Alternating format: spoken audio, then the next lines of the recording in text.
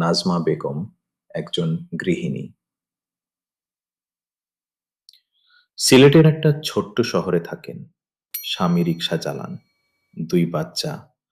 মাসে সংসারের আয় মাত্র 18,000 টাকা। 18 মাস আগে নাজমা ইন্টারনেটে একটা ভিডিও দেখলেন ডিজিটাল প্রোডাক্ট নিয়ে। তার হাতে ছিল মাত্র 5,000 টাকা আর একটা পুরনো স্মার্টফোন। আজ নাজমা প্রতি মাসে ঘরে বসে আয় করেন 22 থেকে 35,000 টাকা। স্বামীর আয়ের দ্বিগুণ। ঘর থেকে বের হয়ে নয়, বাচ্চা রেখে নয়। আজকে আমি আপনাকে দেখাবো নাজমা ঠিক কি করেছিলেন, ধাপে ধাপে, শুরু থেকে প্রথম বিক্রয় পর্যন্ত। শেষ পর্যন্ত দেখুন, কারণ শেষে আমি বলবো কোন 3টি প্রোডাক্ট বাংলাদেশে সবচেয়ে বেশি বিক্রি হয়। ডিজিটাল প্রোডাক্ট মানে হলো এমন কোনো কিছু যেটা আপনি একবার বানান আর বারবার বিক্রি করতে পারেন। কোনো গুদাম নেই, কোনো ডেলিভারি নেই, কোনো কর্মী নেই। একটা পিডিএফ ফাইল, একটা টেমপ্লেট, একটা চেকলিস্ট, এগুলোই ডিজিটাল প্রোডাক্ট। কেন ডিজিটাল প্রোডাক্ট সেরা ব্যবসা? প্রথমত, খরচ প্রায় শূন্য। একবার বানানোর পর আর কোনো খরচ নেই। দ্বিতীয়ত, 24 ঘন্টা বিক্রি হয়, আপনি ঘুমালেও। তৃতীয়ত, যে কোনো জায়গা থেকে, ঘর, গ্রাম, শহর, সব জায়গা থেকে। নাজমা যখন প্রথম শুনলেন এই কথা, বিশ্বাস হয়নি। কিন্তু 5,000 টাকা বিনিয়োগ করে 18 মাসে 6 লাখ টাকার বেশি আয় করেছেন। প্রথম ধাপ, আপনার প্রোডাক্ট আইডিয়া খুঁজুন। নাজমা ভাবলেন, আমি কি জানি, আমি কি পারি, কোন কাজে মানুষ আমার কাছে সাহায্য চায়।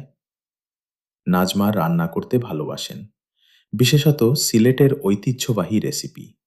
তিনি বানালেন সিলেটি রান্নার 50টি রেসিপির একটি পিডিএফ বই।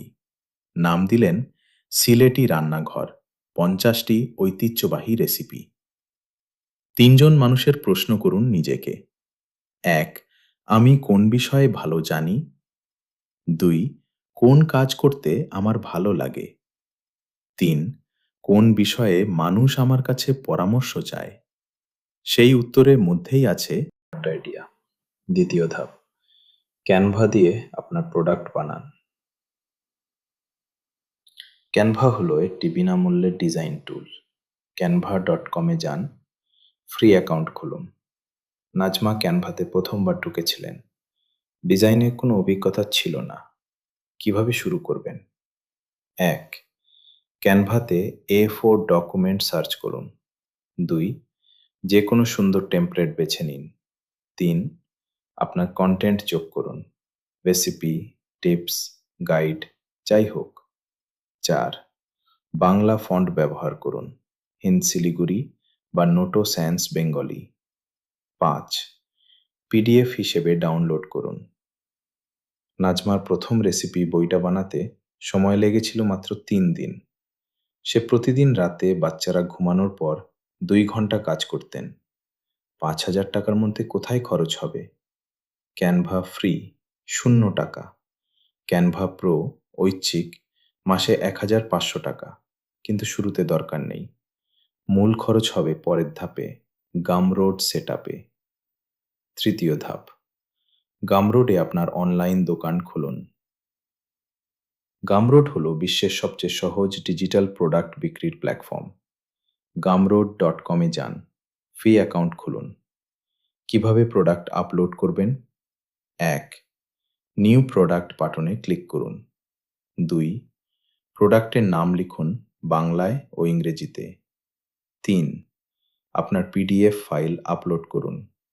4, দাম ঠিক করুন। নাজমা রেখেছিলেন মাত্র 499 টাকা।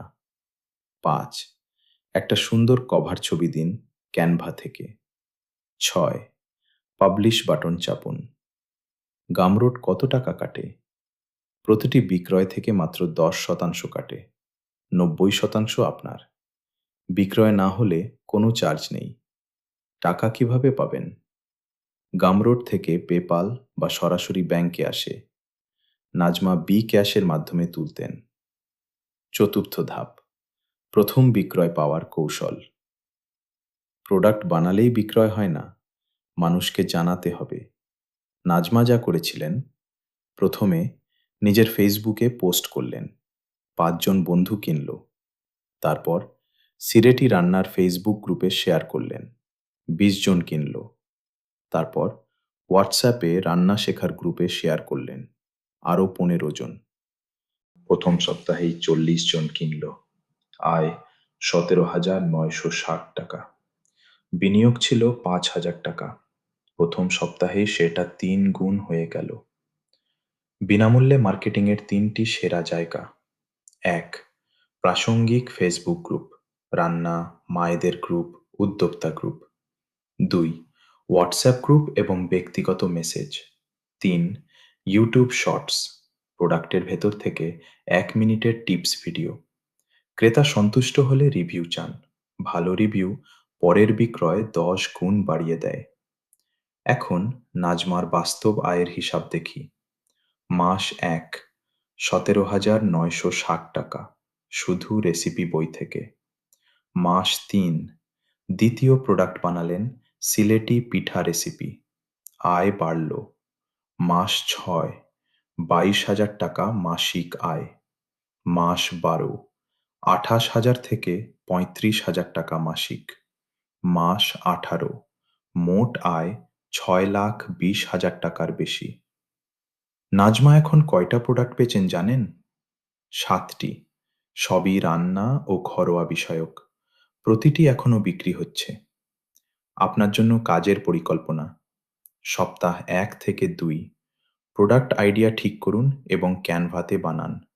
সপ্তাহ ৩, গামরোডে আপলোড করুন।